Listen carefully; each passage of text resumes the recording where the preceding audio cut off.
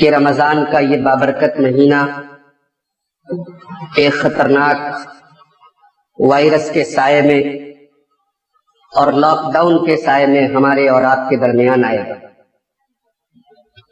رمضان کا یہ مبارک مہینہ اس حال میں آئے گا کہ مسجدیں ویران ہوں گی، لوگوں کے کاروبار اور کام دھندے ٹھپ ہوں گے اور لوگ اپنے اپنے گھروں میں محصور ہوں گے۔ یقیناً پچھلے سال رمضان میں کسی نے یہ تصور بھی نہیں کیا تھا کہ آنے والا رمضان ایسا، مگر ہم اور آپ آج رمضان کے بابرکت مہینے میں داخل ہو چکے ہیں اور ایسے ہی حالات ہیں۔ اور یہ اس بات کی دلیل ہے کہ انسان جو چاہتا ہے وہ نہیں ہوتا ہے، بلکہ اللہ جو چاہتا ہے وہ ہوتا ہے۔ آنے والے کل کے بارے میں انسان کو کچھ معلوم نہیں۔ وما تدری نفس ماذا تکسب غدا، کوئی نہیں جانتا کہ کل اس کے ساتھ کیا ہونے والا۔ میرے بھائیوں، اس مصیبت کی گھڑی میں، اس آزمائش کی گھڑی میں اور اس بابرکت مہینے میں ہمیں اور آپ کو ایک بات اور یاد رکھنی چاہیے کہ مصیبت اور آزمائش میں ایک مومن گھبراتا نہیں ہے، ایک مومن بکھرتا نہیں ہے، ایک مومن واویلا نہیں کرتا ہے، بلکہ ایک مومن اس مصیبت کو صبر کے ذریعے اور اللہ کی ذات پر بھروسہ کے ذریعے اس مصیبت کو بھی خیر میں تبدیل کر لیتا ہے۔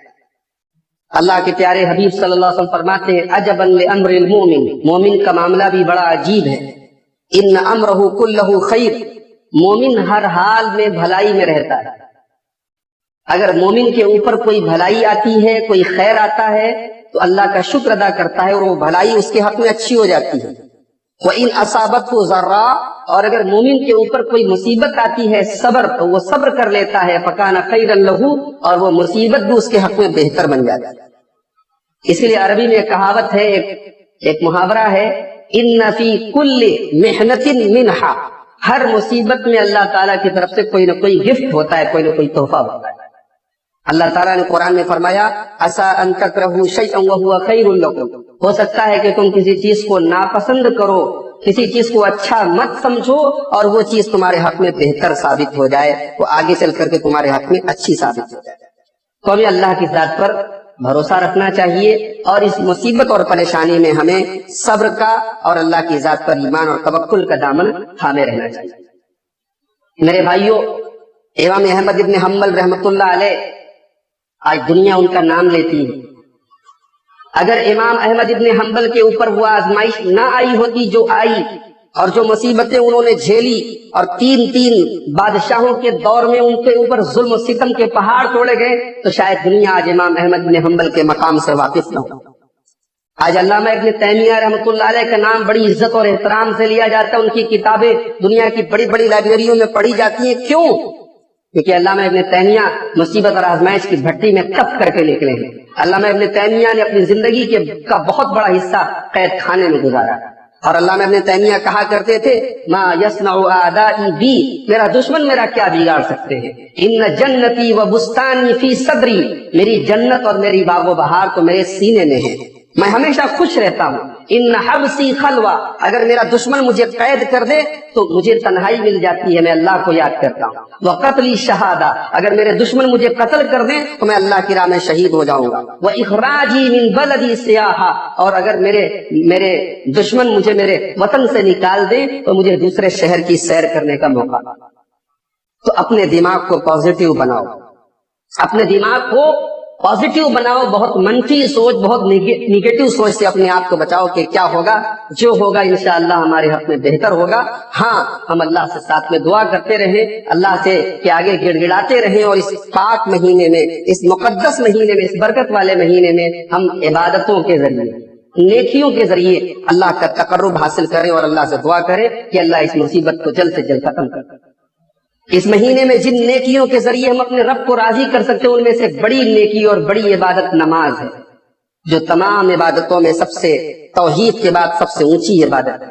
نماز کے ذریعے اپنے رب کو راضی کرو، نماز کے ذریعے اس مصیبت کو، اللہ کی بارگاہ میں اس مصیبت کا حل تلاش کرو۔ اللہ کے پیارے نبی صلی اللہ علیہ وسلم کے اوپر جب بھی کوئی پریشانی آتی آپ نماز میں کھڑے ہو جاتے۔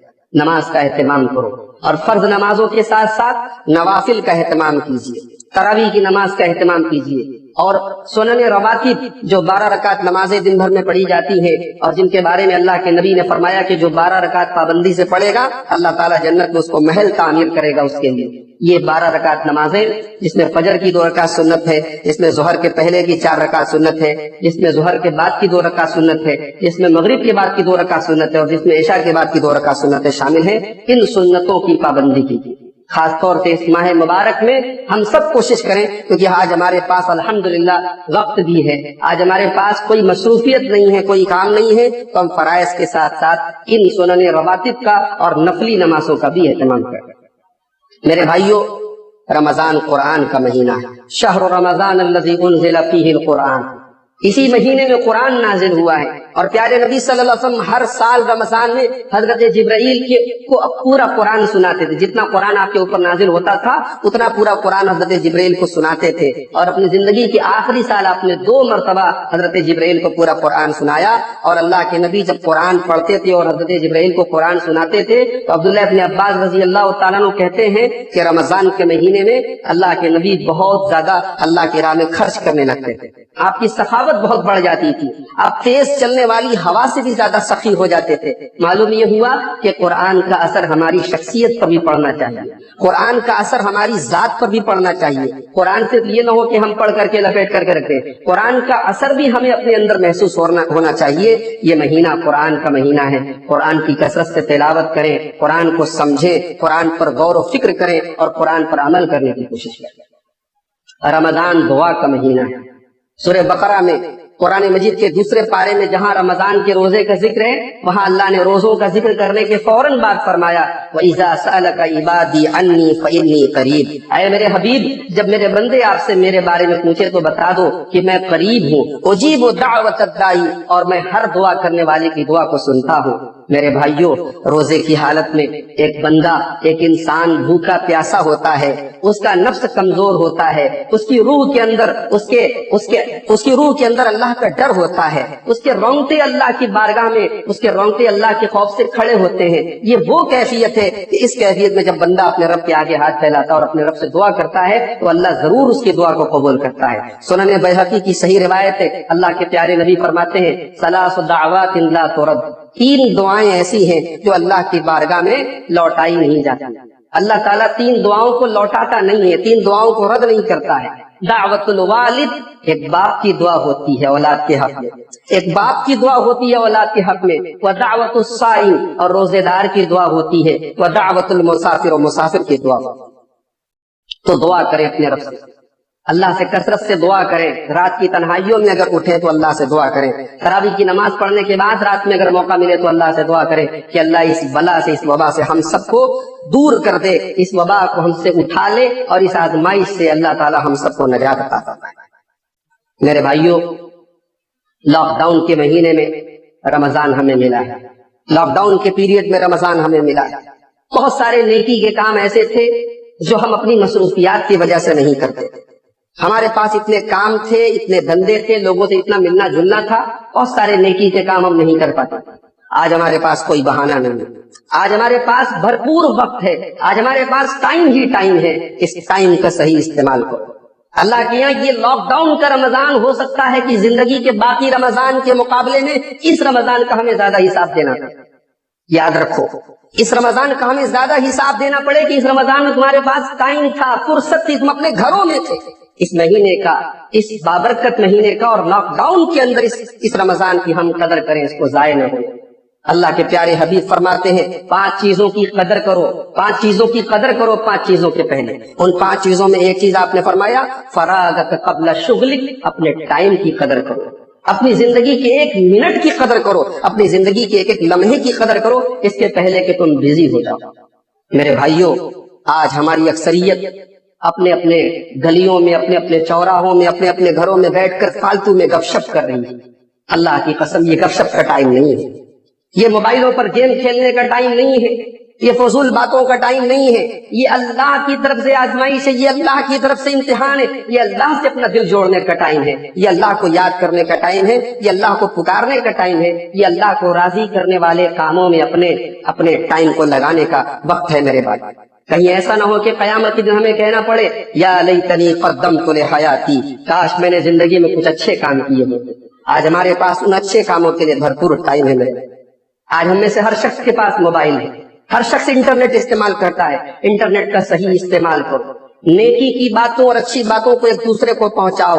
آج کتنے لوگ ہیں جو قرآن نہیں صحیح طریقے سے پڑھتے؟ آج الحمدللہ انٹرنیٹ پر ایسے ویڈیو موجود ہیں جن میں آپ کو قرآن پڑھنے کا صحیح طریقہ بتایا جا رہا ہے۔ رمضان کا مہینہ ہے، قرآن کی تفسیریں انٹرنیٹ پر موجود ہیں، آپ ان کو سن سکتے ہیں۔ جو بڑے بڑے مستند علماء اپنے انداز میں قرآن کی تفسیر کر رہے ہیں، ان قرآن کو سنیے اور قرآن سے اپنا تعلق مضبوط کیجیے۔ تو میرے بھائیوں، اگر آپ کوشش کریں گے تو آپ کے پاس اپنے ٹائم کا صحیح استعمال کرنے کے بہت سارے طریقے ہیں، ورنہ ٹائم برباد کرنے کے لیے تو ہمارے پاس آج موبائل ہے ہی۔ آج ہمارے نوجوانوں کی اکثریت آج موبائلوں پر بیٹھ کر کے دن رات پب جی گیم کھیل رہے ہیں، دن رات لوڈو گیم کھیل رہے ہیں۔ لوگ سوال کرتے ہیں ہمارے پاس واٹس ایپ پر کہ پب جی کھیلنا جائز ہے کہ نہیں، لوڈو کھیلنا جائز ہے کہ نہیں۔ یہ جائز ہے کہ ناجائز ہے، یہ تو ایک الگ مسئلہ ہے۔ سب سے بڑی بات یہ ہے کہ ایک بابرکت مہینے کی مبارک گھڑیاں ہم ان فضول کے کاموں میں برباد کر رہے ہیں۔ اگر ایک منٹ کے لیے مان لیا جائے کہ یہ کھیل اور یہ گیم حرام نہیں ہے، حالانکہ علماء کے فتوے موجود ہیں کہ یہ پب جی گیم وغیرہ، اس کے اندر کئی چیزیں ایسی ہیں جو اس کو حرام کرتی ہیں۔ اس کے اندر غیر محرم کی تصویریں ہیں، اس کے اندر ایک ایسا نشہ ہے کہ ایک بار آدمی کھیلنے لگے تو پھر نماز سے، قرآن سے، اپنے ضروری کاموں سے بالکل آدمی دور ہو جاتا ہے۔ لیکن اگر حرام نہ بھی ہو تب بھی کم سے کم اس کا یہ خطرہ کیا کم ہے کہ یہ انسان کے اس قیمتی وقت کو برباد کر رہا ہے۔ اللہ کے واسطے اپنے ٹائم کی اور اپنے وقت کی قدر کرو، اپنے ایک زندگی کے ایک منٹ کے وقت کی قدر کرو۔ والعصر ان الانسان لفی خسر، اللہ نے زمانے کی قسم کھائی ہے، اللہ نے وقت کی قسم کھائی ہے کہ انسان خسارے میں۔ جو اپنے وقت کی قدر نہ کرے اس سے بڑا خسارے والا کوئی نہیں۔ سلف صالحین میں سے ایک آدمی راستے میں جا رہے تھے، ایک آدمی برف بیچ رہا تھا اور اس کا برف برابر پگھل رہا تھا، اور وہ کہہ رہا تھا کہ اے لوگوں، اس کے پہلے کہ میری پونجی ختم ہو جائے، میرا برف گل جائے، میرا برف خرید لو۔ سلف صالحین میں سے ایک آدمی نے جب یہ منظر دیکھا، انہوں نے کہا کہ سورہ عصر کا مطلب اس آدمی کو دیکھ کر کے معلوم، اس آدمی کو دیکھ کر کے سورہ عصر کا مطلب معلوم ہوا کہ دنیا کے ہر انسان کی جیسے جیسے زندگی آگے بڑھ رہی ہے، وقت آگے بڑھ رہا ہے، اس کی پونجی ختم ہو رہی ہے، اس کا سرمایہ ختم ہو رہا ہے، اور اسے اس بات کی خبر بھی نہیں ہے، اسے معلوم بھی نہیں ہے۔ اس لیے وہ برف والا کہہ رہا تھا کہ میرا برف خرید لو اس کے پہلے کہ میری پونجی ختم ہو جائے۔ میرے بھائیوں، ہماری سب سے قیمتی پونجی ہمارا ٹائم ہے۔ رمضان کے اس بابرکت مہینے میں اپنے ٹائم کی حفاظت کرو۔ لوگ سوال کر رہے ہیں مولانا اس بار رمضان میں اعتکاف کیسے کریں گے؟ لوگ پوچھ رہے ہیں کہ اعتکاف کیسے ہوگا؟ یاد رکھیں کہ اعتکاف مسجدوں کی عبادت ہے، وہ گھروں میں نہیں کی جا سکتی۔ اور اعتکاف کا مقصد کیا ہے؟ مقصد یہ ہے کہ ہم اپنے آپ کو تنہا کرنے اللہ کی عبادت کے لیے، اور الحمدللہ اپنے آپ کو تنہا کرنے کے لیے آج اللہ نے ہم کو بھرپور موقع دے دیا ہے۔ تو ہمیں اعتکاف گھر میں کرنے کی ضرورت نہیں، ہم گھر میں کثرت سے اللہ کا ذکر کریں، تلاوت کریں، نماز کریں، وہی کافی ہے۔ جو عبادت مسجد کے ساتھ خاص ہے وہ ہم گھر پہ نہیں کر سکتے، کوئی دلیل نہیں ملتی۔ نبی کے زمانے میں، صحابہ کے زمانے میں کسی نے ایک مرتبہ بھی گھر میں اعتکاف نہیں کیا۔ لہذا جب یہ عبادت ان حالات میں ہم نہیں کر سکتے تو ہم پر کوئی گناہ کی بات بھی نہیں ہے۔ جو عوام میں مشہور ہے یہ بات کہ اگر پورے محلے میں کوئی اعتکاف نہ کرے تو پورا محلہ گنہگار ہوگا، غلط ہے یہ بات۔ اعتکاف اللہ کے رسول کی بڑی تاکیدی سنت ہے، کرنا چاہیے، لیکن ان حالات کی وجہ سے اگر کسی نے نہیں کیا تو اس میں کوئی حرج کی بات نہیں۔ جیسے حج اور عمرہ ہے، اگر حالات خراب ہو جائیں اور حج کینسل ہو جائے، عمرہ کینسل ہو جائے، تو کیا ہم اپنے گھر میں حج کریں گے؟ اپنے وطن میں حج کریں گے؟ نہیں کر سکتے۔ تو جو عبادت جہاں کے لیے خاص ہے ہم وہیں کر سکتے ہیں۔ تو ہمیں اس مہینے میں جو ضروری مسائل ہیں رمضان کے روزے کے، ان کی بھی معلومات حاصل کرنی چاہیے۔ اللہ سے دعا ہے رب العالمین ہمارے روزوں کو، ہماری تراویح کو، ہماری دعاؤں کو قبول فرمائے۔ رب العالمین اس بلا کو ہم سے جلد اٹھا لے۔ رب العالمین اس آزمائی سے ہم سب کو جلد سے جلد راحت عطا فرمائے۔ حالات دن بدن خراب ہو رہے ہیں میرے بھائی، حالات دن بدن خراب ہو رہے ہیں۔ ابھی کل ممبئی کا ایک ویڈیو آیا ہے، ممبئی کے سائن علاقے کا، ایک پوری فیملی ہے، عورتیں ہیں، بچے ہیں چھوٹے چھوٹے، سب نے اپنے گلے میں پھندا لگا کے بھوک کی وجہ سے خودکشی کی۔ گھر میں کھانے کو نہیں ہے، بھوک برداشت نہیں کر پائے، پوری فیملی اور پورے پریوار نے خودکشی کر لی۔ اللہ کی قسم یہ منظر دل کو دہلا دینے والا ہے، یہ منظر انسان کی روح کو جھنجھوڑ دینے والا ہے۔ کتنے لوگ ہیں جن کے گھروں میں کروڑوں اور لاکھوں ہیں، اور کتنے بیچارے ایسے ہیں جو لاک ڈاؤن کے اس پیریڈ میں جن کے گھر میں اناج کا ایک دانہ نہیں ہے، وہ کب تک بھوک برداشت کریں گے؟ شاید کورونا سے وہ بعد میں مریں اور بھوک سے پہلے مر جائیں۔ میرے بھائیوں ایسے لوگوں کی ہم مدد بھی کریں اور ہم اللہ سے دعا کریں کہ اے اللہ ہم پر تو اتنا بوجھ نہ ڈال جو ہماری طاق اور برداشت کے باہر ہے۔ اے اللہ اب آزمائش اور اس امتحان کو تو ہم سے اٹھا لے اور اس وائرس کو جلد سے جلد ہم سے ختم کر دے اور لوگوں کی زندگیوں کو دوبارہ معمول پہ لوٹا دے، مسجدوں کی رونق دوبارہ لوٹا دے، عبادت گاہوں اور اپنے گھروں کا مقدس منظر دوبارہ لوٹا دے۔ الہ العالمین ہماری ٹوٹی پھوٹی عبادتوں کو قبول فرما لے، ہماری عبادتوں میں اخلاص پیدا فرما، ہمیں ریاکاری سے بچا، آمین۔ وآخر دعوانا ان الحمد للہ رب العالمین۔ الحمد للہ کفا وسلام علی عباده الذین اصطفى، اما بعد فاعوذ باللہ من الشیطان الرجیم، بسم اللہ الرحمن الرحیم۔ ان اللہ وملائکتہ یصلون علی النبی یا ایہا الذین آمنوا صلوا علیہ وسلموا تسلیما۔ اللهم صل وبارك على محمد وعلى آل محمد كما صليت وباركت على إبراهيم وعلى آل إبراهيم إنك حميد مجيد۔ اللهم ارفع عنا هذا البلاء عن جميع المسلمين، اللهم ارفع عنا هذا البلاء عن جميع المسلمين۔ إن الله يأمر بالعدل والإحسان وإيتاء ذي القربى وينهى عن الفحشاء والمنكر والبغي يعظكم لعلكم تذكرون۔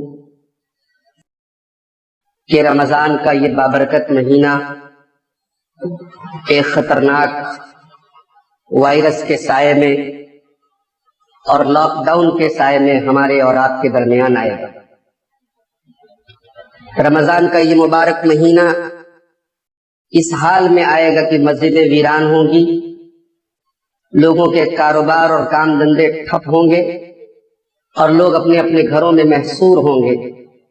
یقیناً پچھلے سال رمضان میں کسی نے یہ تصور بھی نہیں کیا تھا کہ آنے والا رمضان ایسا، مگر ہم اور آپ آج رمضان کے بابرکت مہینے میں داخل ہو چکے ہیں اور ایسے ہی حالات ہیں، اور یہ اس بات کی دلیل ہے کہ انسان جو چاہتا ہے وہ نہیں ہوتا ہے، بلکہ اللہ جو چاہتا ہے وہ ہوتا ہے۔ آنے والے کل کے بارے میں انسان کو کچھ معلوم نہیں، وما تدری نفس ماذا تکسب غدا، کوئی نہیں جانتا کہ کل اس کے ساتھ کیا ہوگا۔ میرے بھائیوں، اس مصیبت کی گھڑی میں، اس آزمائش کی گھڑی میں اور اس بابرکت مہینے میں ہمیں اور آپ کو ایک بات اور یاد رکھنی چاہیے کہ مصیبت اور آزمائش میں ایک مومن گھبراتا نہیں ہے، ایک مومن بکھرتا نہیں ہے، ایک مومن واویلا نہیں کرتا ہے، بلکہ ایک مومن اس مصیبت کو صبر کے ذریعے اور اللہ کی ذات پر بھروسہ کے ذریعے اس مصیبت کو بھی خیر میں تبدیل کر لیتا ہے۔ اللہ کے پیارے حبیب صلی اللہ علیہ وسلم فرماتے ہیں عجبا لامر المؤمن، مومن کا معاملہ بھی بڑا عجیب ہے۔ ان امرہ کلہ خیر، مومن ہر حال میں بھلائی میں رہتا ہے۔ اگر مومن کے اوپر کوئی بھلائی آتی ہے، کوئی خیر آتا ہے تو اللہ کا شکر ادا کرتا ہے اور وہ بھلائی اس کے حق میں اچھی ہو جاتی ہے۔ وَإِنْ أَصَابَتْهُ ضَرَّاءٌ، اور اگر مومن کے اوپر کوئی مصیبت آتی ہے صبر، تو وہ صبر کر لیتا ہے فَكَانَ خَيْرًا لَهُ، اور وہ مصیبت بھی اس کے حق میں بہتر بن جاتا ہے۔ اس لیے عربی میں ایک کہاوت ہے، ایک محاورہ ہے، إِنَّ فِي كُلِّ مِحْنَةٍ مِنْحَةٍ، ہر مصیبت میں اللہ تعالیٰ کی طرف سے کوئی نہ کوئی گفٹ ہوتا ہے، کوئی نہ کوئی تحفہ ہوتا ہے۔ اللہ تعالیٰ نے قرآن میں فرمایا عَسَىٰ أَن تَكْرَهُوا شَيْئًا وَهُوَ خَيْرٌ لَكُمْ، ہو سکتا ہے کہ تم کسی چیز کو ناپسند کرو، کسی چیز کو اچھا مت سمجھو اور وہ چیز تمہارے حق میں بہتر ثابت ہو جائے، وہ آگے چل کر کے تمہارے حق میں اچھی ثابت ہو جائے۔ تو ہمیں اللہ کی ذات پر بھروسہ رکھنا چاہیے اور اس مصیبت اور پریشانی میں ہمیں صبر کا اور اللہ کی ذات پر ایمان اور توکل کا دامن تھامے رہنا چاہیے۔ میرے بھائیوں، امام احمد ابن حنبل رحمۃ اللہ علیہ، آج دنیا ان کا نام لیتی ہے۔ اگر امام احمد ابن حنبل کے اوپر وہ آزمائش نہ آئی ہوتی جو آئی، اور جو مصیبتیں انہوں نے جھیلی، اور تین بادشاہوں کے دور میں ان کے اوپر ظلم و ستم کے پہاڑ توڑے گئے، تو شاید دنیا آج امام احمد ابن حنبل کے مقام سے واقف نہ ہو۔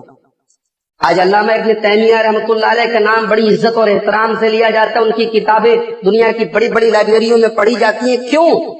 کیونکہ علامہ ابن تیمیہ مصیبت اور آزمائش کی بھٹی میں تپ کر کے نکلے ہیں. علامہ ابن تیمیہ نے اپنی زندگی کا بہت بڑا حصہ قید خانے میں گزارا. اور علامہ ابن تیمیہ کہا کرتے تھے ما یصنع اعدائی بی، میرا دشمن میرا کیا بگاڑ سکتے ہیں. ان جنتی و بستانی فی صدری، میری جنت اور میری باغ و بہار تو میرے سینے میں ہے، میں ہمیشہ خوش رہتا ہوں. ان حبسی خلوہ، اگر میرا دشمن مجھے قید کر دے تو مجھے تنہائی مل جاتی ہے، میں اللہ کو یاد کرتا ہوں. وقتلی شہادہ، اگر میرے دشمن مجھے قتل کر دیں تو میں اللہ کی راہ میں شہید ہو جاؤں گا. واخراجی من بلدی سیاحہ، اور اگر میرے دشمن مجھے میرے وطن سے نکال دیں تو مجھے دوسرے شہر کی سیر کرنے کا موقع. تو اپنے دماغ کو پازیٹیو بناؤ، اپنے دماغ کو پازیٹیو بناؤ. بہت منفی سوچ، بہت نگیٹو سوچ سے اپنے آپ کو بچاؤ کہ کیا ہوگا، جو ہوگا انشاءاللہ ہمارے حق میں بہتر ہوگا. ہاں، ہم اللہ سے ساتھ میں دعا کرتے رہیں، اللہ سے کہ آگے گڑ گڑاتے رہیں، اور اس پاک مہینے میں، اس مقدس مہینے میں، اس برکت والے مہینے میں ہم عبادتوں کے ذریعے، نیکیوں کے ذریعے اللہ کا تقرب حاصل کریں اور اللہ سے دعا کریں کہ اللہ اس مصیبت کو جلد سے جلد ختم کر. اس مہینے میں جن نیکیوں کے ذریعے ہم اپنے رب کو راضی کر سکتے ہیں ان میں سے بڑی نیکی اور بڑی عبادت نماز ہے، جو تمام عبادتوں میں سب سے، توحید کے بعد سب سے اونچی عبادت ہے. نماز کے ذریعے اپنے رب کو راضی کرو، نماز کے ذریعے اس مصیبت کو، اللہ کی بارگاہ میں اس مصیبت کا حل تلاش کرو. اللہ کے پیارے نبی صلی اللہ علیہ وسلم کے اوپر جب بھی کوئی پریشانی آتی آپ نماز میں کھڑے ہو جاتے. نماز کا اہتمام کرو، اور فرض نمازوں کے ساتھ ساتھ نوافل کا اہتمام کیجیے. تراویح کی نماز کا اہتمام کیجیے، اور سنن رواتب جو 12 رکعت نمازیں دن بھر میں پڑھی جاتی ہیں، اور جن کے بارے میں اللہ کے نبی نے فرمایا کہ جو 12 رکعت پابندی سے پڑھے گا اللہ تعالیٰ جنت میں اس کو محل تعمیر کرے گا اس کے لیے. یہ 12 رکعت نمازیں، جس میں فجر کی 2 رکعت سنت ہے، جس میں ظہر کے پہلے کی 4 رکعت سنت ہے، جس میں ظہر کے بعد کی 2 رکعت سنت ہے، جس میں مغرب کے بعد کی 2 رکعت سنت ہے، اور جس میں عشاء کے بعد کی 2 رکعت سنتیں شامل ہیں. ان سنتوں کی پابندی کیجیے. خاص طور سے اس ماہ مبارک میں ہم سب کوشش کریں، کیونکہ آج ہمارے پاس الحمدللہ وقت بھی ہے، آج ہمارے پاس کوئی مصروفیت نہیں ہے، کوئی کام نہیں ہے، تو ہم فرائض کے ساتھ ساتھ ان سنن رواتب کا اور نفلی نمازوں کا بھی اہتمام کریں. میرے بھائیوں، رمضان قرآن کا مہینہ ہے. شہر رمضان الذی انزل فیہ القرآن، اسی مہینے میں قرآن نازل ہوا ہے. اور پیارے نبی صلی اللہ علیہ وسلم ہر سال رمضان میں حضرت جبرائیل کو پورا قرآن سناتے تھے. جتنا قرآن آپ کے اوپر نازل ہوتا تھا اتنا پورا قرآن حضرت جبرائیل کو سناتے تھے. اور اپنی زندگی کی آخری سال آپ نے 2 مرتبہ حضرت جبرائیل کو پورا قرآن سنایا. اور اللہ کے نبی جب قرآن پڑھتے تھے اور حضرت جبرائیل کو قرآن سناتے تھے تو عبداللہ ابن عباس رضی اللہ تعالیٰ عنہ کہتے ہیں کہ رمضان کے مہینے میں اللہ کے نبی بہت زیادہ اللہ کی راہ میں خرچ کرنے لگتے تھے. آپ کی سخاوت بہت بڑھ جاتی تھی، آپ تیز چلنے والی ہوا سے بھی زیادہ سخی ہو جاتے تھے. معلوم یہ ہوا کہ قرآن کا اثر ہماری شخصیت پر بھی پڑنا چاہیے، قرآن کا اثر ہماری ذات پر بھی پڑنا چاہیے. قرآن صرف یہ نہ ہو کہ ہم پڑھ کر کے لپیٹ کر کے رکھتے، قرآن کا اثر بھی ہمیں اپنے اندر محسوس ہونا چاہیے. یہ مہینہ قرآن کا مہینہ ہے. قرآن کی کثرت سے تلاوت کریں، قرآن کو سمجھیں، قرآن پر غور و فکر کریں اور قرآن پر عمل کرنے کی کوشش کریں. رمضان دعا کا مہینہ ہے. سورہ بقرہ میں قرآن مجید کے دوسرے پارے میں جہاں رمضان کے روزے کا ذکر ہے وہاں اللہ نے روزوں کا ذکر کرنے کے فوراً بعد فرمایا وَإِذَا سَأَلَكَ عِبَادِي عَنِّي فَإِنِّي قَرِيبٌ، اے میرے حبیب جب میرے بندے آپ سے میرے بارے میں پوچھے تو بتا دو کہ میں قریب ہوں. اجیب دعوت الداعی، اور میں ہر دعا کرنے والے کی دعا کو سنتا ہوں. میرے بھائیوں، روزے کی حالت میں ایک بندہ، ایک انسان بھوکا پیاسا ہوتا ہے، اس کا نفس کمزور ہوتا ہے، اس کی روح کے اندر اللہ کا ڈر ہوتا ہے، اس کے رونگٹے اللہ کی بارگاہ میں، اس کے رونگٹے اللہ کے خوف سے کھڑے ہوتے ہیں. یہ وہ کیفیت ہے کہ اس کیفیت میں جب بندہ اپنے رب کے آگے ہاتھ پھیلاتا ہے اور اپنے رب سے دعا کرتا ہے تو اللہ ضرور اس کی دعا کو قبول کرتا ہے. سنن بیہقی کی صحیح روایت ہے، اللہ کے پیارے نبی فرماتے ہیں ثلاث دعوات لا ترد، 3 دعائیں ایسی ہیں جو اللہ کی بارگاہ میں لوٹائی نہیں جاتی. اللہ تعالیٰ 3 دعاؤں کو لوٹاتا نہیں ہے، 3 دعاؤں کو رد نہیں کرتا ہے. دعوت الوالد، ایک باپ کی دعا ہوتی ہے اولاد کے حق میں، ایک باپ کی دعا ہوتی ہے اولاد کے حق میں. ودعوت الصائم، اور روزے دار کی دعا ہوتی ہے. ودعوت المسافر، اور مسافر کی دعا ہوتی ہے. تو دعا کریں اپنے رب سے، اللہ سے کثرت سے دعا کریں. رات کی تنہائیوں میں اگر اٹھیں تو اللہ سے دعا کریں. تراویح کی نماز پڑھنے کے بعد رات میں اگر موقع ملے تو اللہ سے دعا کریں کہ اللہ اس بلا سے، اس وبا سے ہم سب کو دور کر دے، اس وبا کو ہم سے اٹھا لے، اور اس آزمائش سے اللہ تعالی ہم سب کو نجات عطا فرمائے. میرے بھائیوں، لاک ڈاؤن کے مہینے میں رمضان ہمیں ملا ہے، لاک ڈاؤن کے پیریڈ میں رمضان ہمیں ملا ہے۔ بہت سارے نیکی کے کام ایسے تھے جو ہم اپنی مصروفیات کی وجہ سے نہیں کرتے تھے۔ ہمارے پاس اتنے کام تھے، اتنے دھندے تھے، لوگوں سے اتنا ملنا جلنا تھا، بہت سارے نیکی کے کام ہم نہیں کر پاتے۔ آج ہمارے پاس کوئی بہانہ نہیں ہے، آج ہمارے پاس بھرپور وقت ہے، آج ہمارے پاس ٹائم ہی ٹائم ہے۔ اس ٹائم کا صحیح استعمال کرو۔ اللہ کے یہاں یہ لاک ڈاؤن کا رمضان ہو سکتا ہے کہ زندگی کے باقی رمضان کے مقابلے میں اس رمضان کا ہمیں زیادہ حساب دینا پڑے۔ یاد رکھو، اس رمضان کا ہمیں زیادہ حساب دینا پڑے کہ اس رمضان میں تمہارے پاس ٹائم تھا، فرصت تھی، تم اپنے گھروں میں تھے۔ اس مہینے کا، اس بابرکت مہینے کا اور لاک ڈاؤن کے اندر اس رمضان کی ہم قدر کریں، اس کو ضائع نہ ہو۔